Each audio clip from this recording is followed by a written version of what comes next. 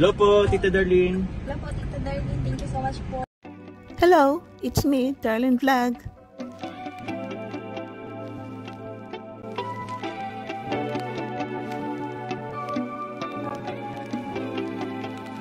Days ago, ang ingay nga sa comment section, sa mga live, sa mga upload, sa mga post sa Facebook na masaya ang mga supporters. Lagi nila sinisigaw, Jumcar 23, congrats! Mamamasyal daw, may pupuntahan daw ang Jumcar. Kaya, parang secret. Wala pang nakakaalam. May nakakaalam pero hindi pwede sabihin. No? Nakita natin sa mga live na sabi nila, malapit na, ano ba yung malapit na? Nag-live si Carla, sinabi malapit na. Nag-live si Jomar is malapit na. Ano ba yung malapit? No? So, dumating yung part 87 na ito si Jomar ay nagpaalam kay Rab daw, mayroon daw pupuntahan ng dalawa. Saan ito? Saan? So, ipakita natin. Short clip lang, ipapakita natin. Nagpalam ng dalawa, nag-impake na si Carla. At yun, parang nagbibiruan kay naka-boxer daw. Sabi niya, naka-boxer ka, Jomar. Hindi naman boxer, maiksi na short. So, yun. Kita natin ang short clip. Dano kayo? Ate Carla. Hi, kayo dong. Hi, Carla. Siguro pa tayo. Ito. Gimpake kayo ha. Gimpake kayo. Ay, bigyan mo yung mic kay Sige ka, kay James. Doon na nga tayo, Arjun. Pero mamaya na gusto kong sabihin, pag andyan si Carla, nagtitim ka pa ng kape. Oo, Jones. Ang hindi ko maintindihan. Bakit higlaan ang pag-alis mo? Pagpaalam, wala ka ng paalam kay Kuya Rob. Respeto naman sa boss natin, no? Grabe ka naman. Sabihin ka ako nagpaalam. Actually, Arjun, nagpaalam naman ako dati. Pero, ano pa rin kasi, kumbaga, wala pang kasiguraduhan eh. Alam mo, Jones, alam ko na yung mga hero itong eh. Ano? Kung hindi ka, natatakot ka Kuya Rob, kasi natatakot ka na hindi payagan. Alam mo naman kasi si Carla, Vinod Isades, di ba? O, kailangan, pagpaalam natin yung mga Vinod Isades kung sa awalan natin, hindi namin alam ni Kuya Rob, itanan mo na si Carla. Bro, ganun ba pagkakilala mo sa akin, bro? Matagal na ako Grabe yun. naman. Nawala ka lang, ganun agad ang pagkakilala mo sa akin. Matagal na ako yun. Judgmental ka naman dyan. Sorry. Hindi ko sinasadya. Alam din naman, concern lang kami kay Carla. Siyempre, concern din kami sa'yo. Parang wala kang tiwala sa akin, Arjun, ah. At saka Kuya Jones, pati ka niyang suotan mo. Boxer ka pa. Hindi ka nahiya kay Carla. Baba, kaya laki mong tao. Ba't ka ba dito nakatingin? Ba't ito napapansin mo? Wala eh. Sadyang... Siyempre naka-hurt tayo, bro. Tsaka magliligpit lang naman kami. Kailangan komportable yung Pero Kuya suot. Jones, sana, ayusin mo yung na ito. Yung gustong suot, hindi yung bakat na bakat yung ano. Bakat na bakat? Paano masabi bakat? Wala naman akong bakat na bakat, ah. Ngayon. Bakit? Kasi kung saan ka nakatingin eh. Ayun! Saan daw pupunta? Sa Cebu. Sa Cebu daw pupunta ang dalawa. Doon sa last vlog ko na about sa kasi yung thumbnail ni Carla, malapit na, thumbnail ni Jomar is malapit na, may nagko-comment doon na sa Japan, may nagko-comment ng secret, no? Secret. Kasi nung araw na yun, hindi pa ako details sa akin kung saan sila pupunta kasi yung wala tayo sa GC ng Jumcar 23.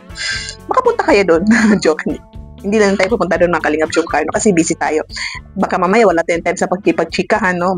Parang nahiya ko. Joke. Pero friends ko yan sila lahat. Support ako sa lahat. Parang nanonood yan sila, nakasubscribe din sa akin. So yun nga, ituloy po natin mga Kalingap Jumcar na yun. Ayan sa vlog. Cebu pala ang pupuntahan nila. Cebu.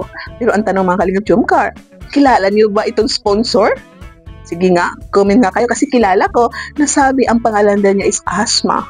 Bakit Asma? Kasi sabi ko Asma is something inuubo. Ano ba? Bakit? Good lang yan.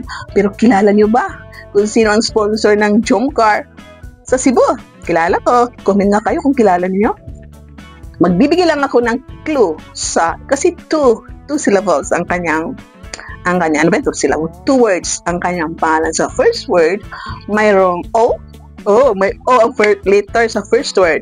Sa second word is mayroong M.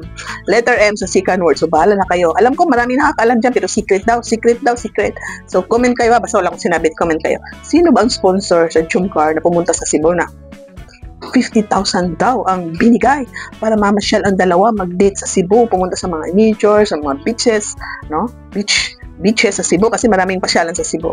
So, sino yan? Nag-sponsor ng 50,000 para mamasyal ang mag-agong sa Cebu. Yan mga Kalingap Jomcar, dahil habang ako naggagawa ng video, 16 hours pa lang ang vlog ni Jomar, wala pang 24 hours, so hindi natin pwede reactionan. So pwede naman siguro na ang mga IG ni Carla is i-share natin yung nag-selfie sila sa sasakyan on the way to airport, tapos may selfie sila sa airplane, at may selfie pa na isa na Pero siguro picture lang or short clip video ng yung nasa airplane na sila, na dumating na sila sa Cebu. So I'm sure lahat kayo masaya, excited. Parang pakita lang natin kasi bawal pa reaksyonan ang vlog ni Kalingap Jomar.